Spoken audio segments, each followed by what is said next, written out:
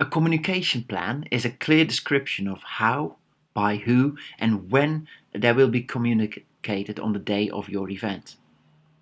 There are two parts in your communication plan, and the first one is the internal communication plan. In your internal communication plan, you basically write how you will communicate with your staff, with your contractors, and your volunteers.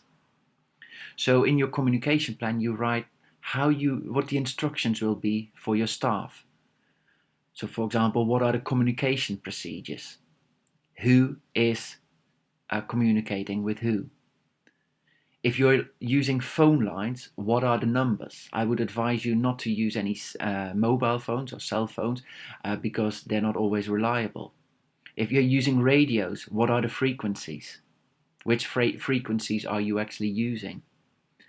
And in case of an emergency, who will actually contact the emergency services? What radio channel are they on? And who will communicate again with those emergency services?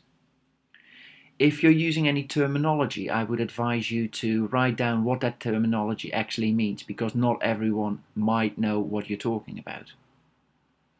And in general, you describe the information procedure during your event.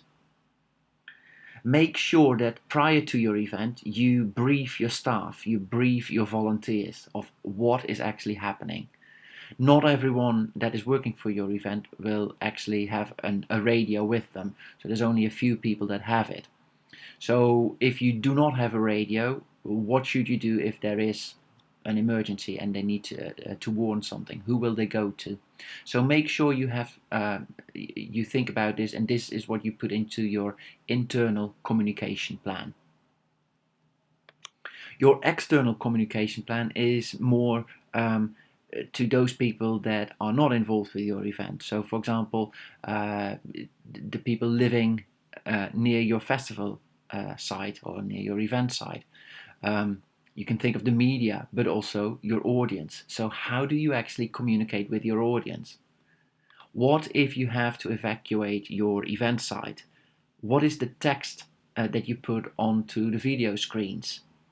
What is the content of that message in case of an emergency? And this is where your signage comes in as well, because obviously that needs to correspond with the message that you're sending out. If you want a performer or a speaker to ask to mention something via the PA system, what is actually the message that you will send out? You really need to think about that. And how will you actually communicate with the people near your event site? Or if, let's say, it goes horribly wrong and you need to speak to the media, who will actually speak to the media? What will the message be? And in general, what is the advice to the audience? And this doesn't necessarily have to be an emergency, but you can also think of, for example, crowd surfing. Do you want your audience to crowd surf or not? Or have you decided that that is not allowed anymore? So you might need to communicate that to your audience.